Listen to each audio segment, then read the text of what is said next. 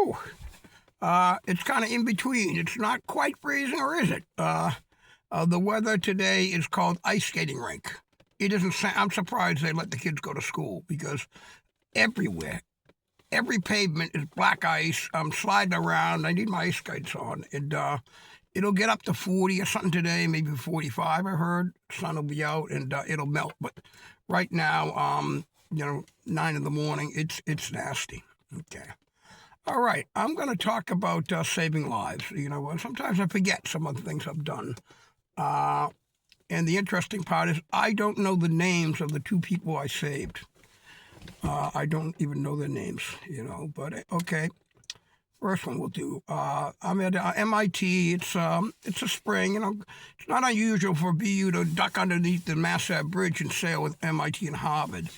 We're actually down more at Harvard sailing, and I'm up in the power boat, and I happen to be up by MIT near the Mass Ave Bridge, and there's a guy sailing, a tech dinghy out of MIT, and he, the breeze is, it's a nice day.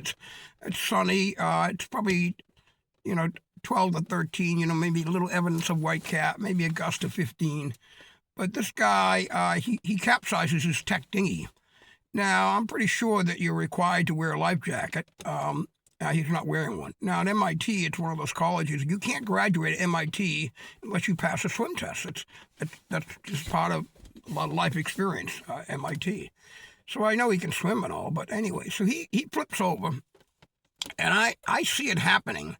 So I'm right on the ball, and I get there right away. So he's barely hit the water. I'm already there.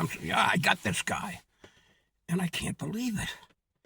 He I don't understand it initially. He's in shock, and he does nothing. He's in the water without a life jacket, and his body is completely frozen. His arms are up over his head.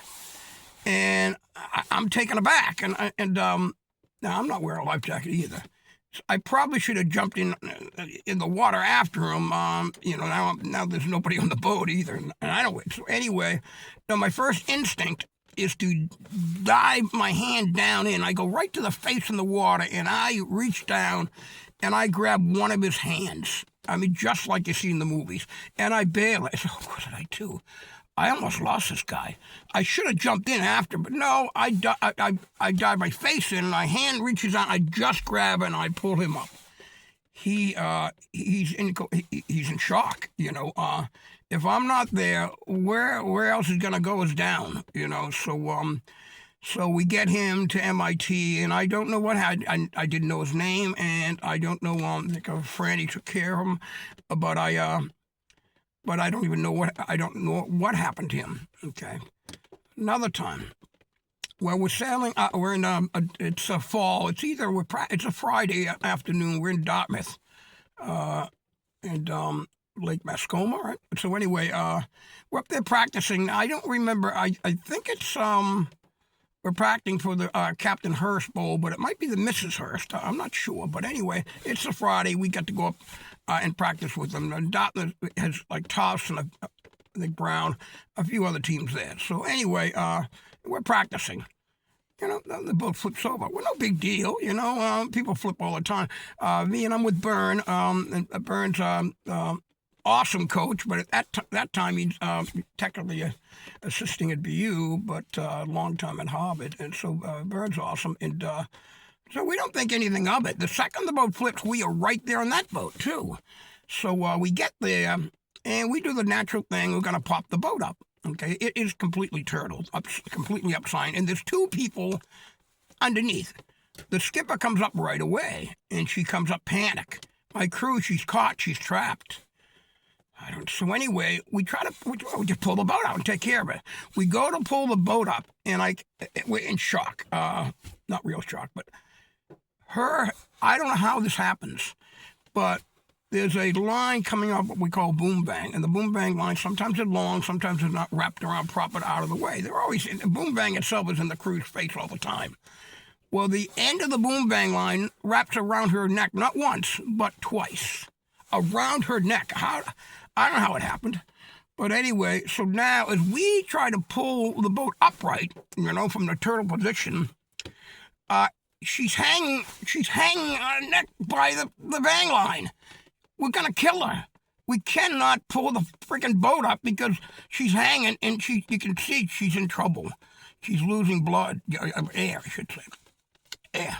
Anyway, what the hell are we gonna do? So we think quick. So well, we can't bring the boat up because she'll hang, and if we keep the boat down, she'll drown.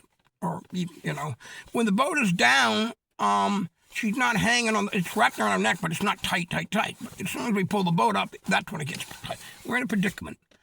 So and it takes a little strength, and we pull the boat up from its turtle position, and Vern and I pull it up, and we get the coaming, upside down coaming, kind of on the bow of our power boat, but it's precarious. It's not gonna stay, and so and I can see it's gonna slip. So the deal is, I'm the short guy with the short arms. I'm gonna put my I'm gonna make sure that boat doesn't slide back down into the water turtle. I have to put my friggin' arm between my power boat and the upside down sailboat, and oh man, it hurt. I thought for sure I'd gonna break my arm. But what can I do? Because I have to do this so Bern, who's the tall guy with the long arm, so Bern can reach in while the boat is still upside down and just barely have enough room between his belly, the two boats. If I let go, if I screw up here, Bern is, I don't know if he's chopped in two, but it's messy. So Bern, with his long arms, he gets under there, he can just reach in there, and now she's not hanging off the line because she's floating a bit, and she gets, and we get it, and Bern gets it off, okay? So we pop the boat up, we grab the woman out of the boat. She's a crew from Tufts, okay? I don't know her name. I think I did know a name at one point, but anyway, sorry, but well, it looks like we're too late. She comes up and she is blue. She's like, there's no blood. She's lost all. She's blue.